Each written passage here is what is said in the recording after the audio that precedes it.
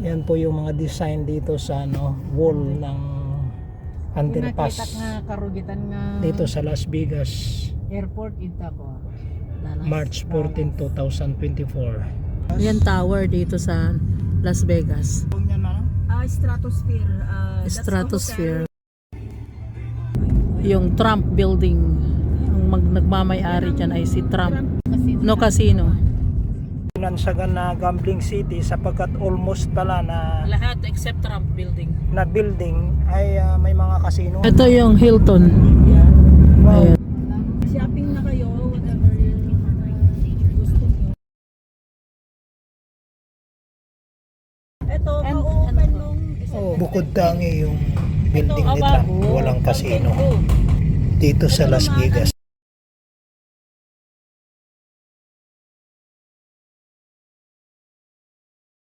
Saan na tayo? Las Vegas Boulevard Street. Fountain Blue.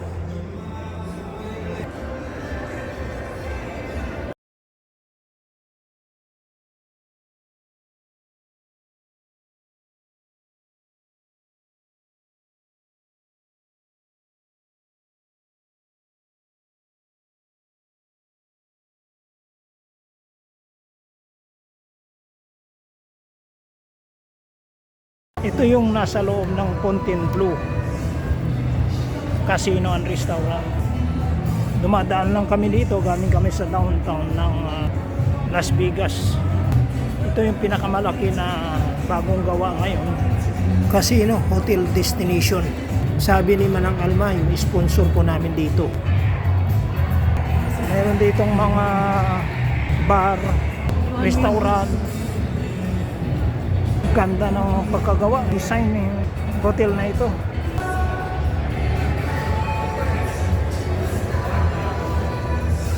Dumadaan lang kami dito papunta sa pinaka sentro talaga, pinaka downtown. Malaki nga na. Kanya-kanya pa. Ayan si Iba at si Manang Alma. Ayan si Manang Alma, siya po yung sponsor namin dito sa Las Vegas at dito rin siya nagtatrabaho sa isang hotel. Andyan rin si Agnes na sponsor namin doon sa California. Las Vegas Boulevard.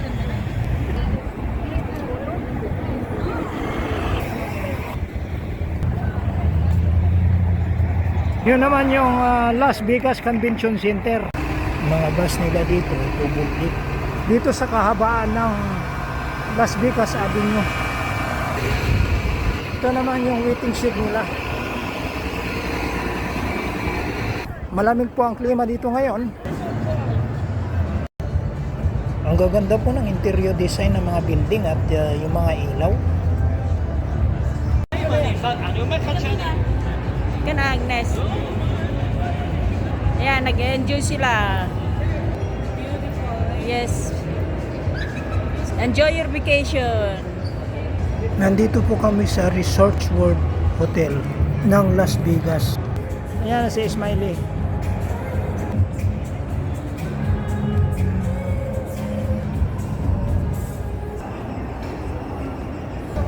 Good luck card. We found under the Sakura tree. Sakura tree pala yun. At yung mga escalator dito, maganda. A-attract ka sa mga ilaw. Bakit doon pila ka? Bakit doon? Talagang entertainment city. I-view mo dyan. Ayan. Ito,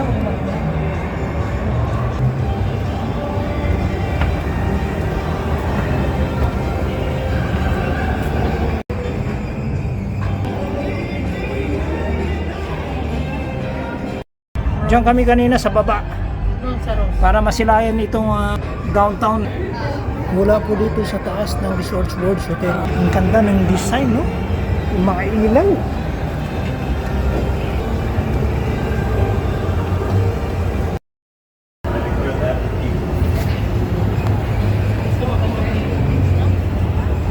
Ito na yung sentro ng Las Vegas, mga kaibigan.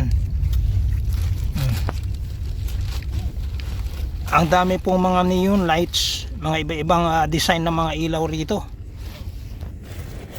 sa right side mo, Bart, yung camera mo kasi sasabihin ko doon nagpakasal si Britney Spears, inaanal. Divorce na kaagad. Yes, within 48 hours, anal.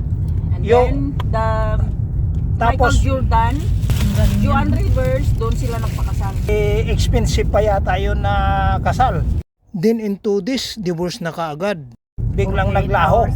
Nakakalungkot na mga pangyayari. Immoralidad, crime, laganap na sa ating kapanahunan ngayon. Hindi na ang wickedness ng tao sa buong mundo. Iniisip ko mga kaibigan kung paano natin na iaabutin yung mga taong gano'n nasa loob ng kasino, lalong-lalo na yung mga taong nalulung na ng sugal ng kasino, mabigyan ng pabalita ng kaligtasan ng Panginoon. Ipanalangin natin.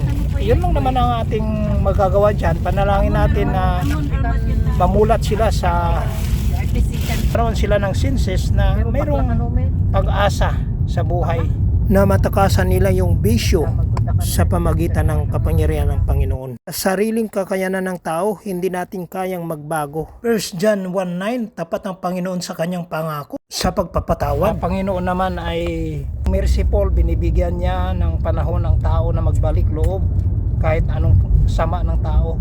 Gambler ka man o serial killer ka man ng mga tao, nandito ka sa worldly pleasure lifestyle. Nandito na kami sa chapel na to. Dito yung mga kinakasal na within 24 hours wala nang appointment, parang drive-thru. Dito daw kinasal si Britney Spears. Britney Spears, In 24 Michael hours. Jordan, the world famous Little White Chapel Tunnel of Love. Mayroon ng kinakasal dito. Ito yung mga mayayaman na tao, mga artista, famous personality in the world. Maaning gusto nilang magpakasal dito sapagkat ito yung drive-thru window marriage. Mayroon kang papel at pumunta ka rito, ikakasal ka na kaagad. Wala na yung appointment. A Little White Chapel. Michael Jordan were married here, Joan Collins, 24-hour drive up wedding window.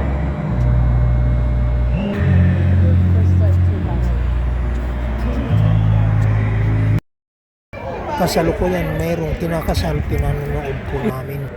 Ang mga kinakasal dito saglit na very quick ang kanilang marriage ceremony.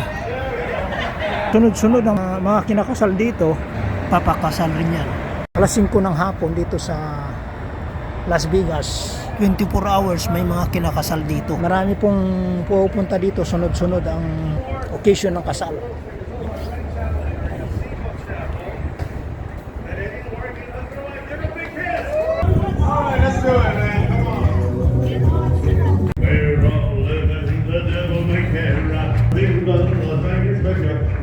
Manang, bakit?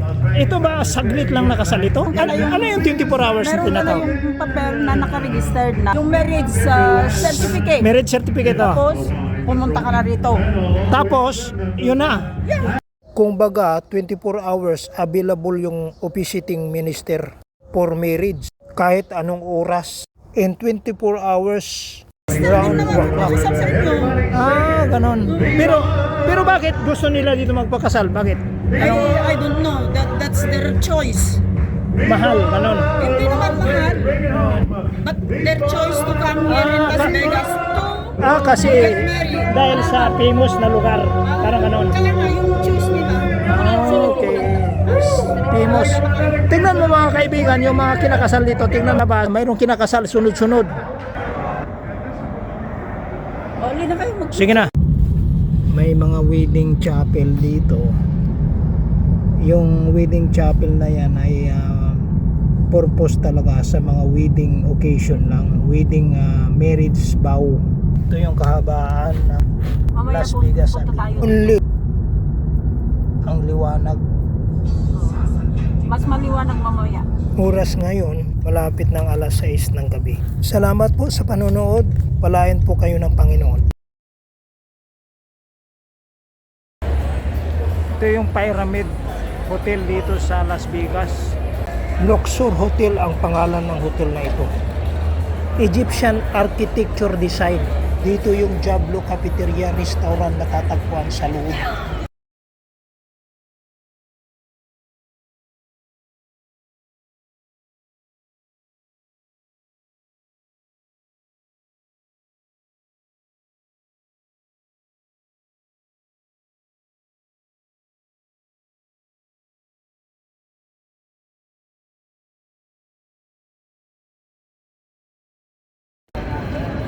Roller coaster.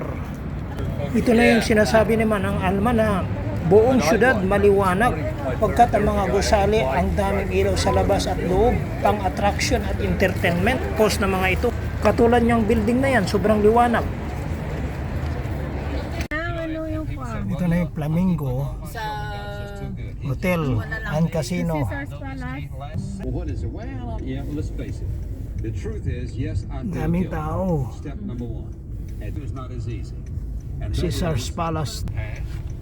is this some feeling somebody made me feel? Kulay yung mga streets and buildings design for attraction.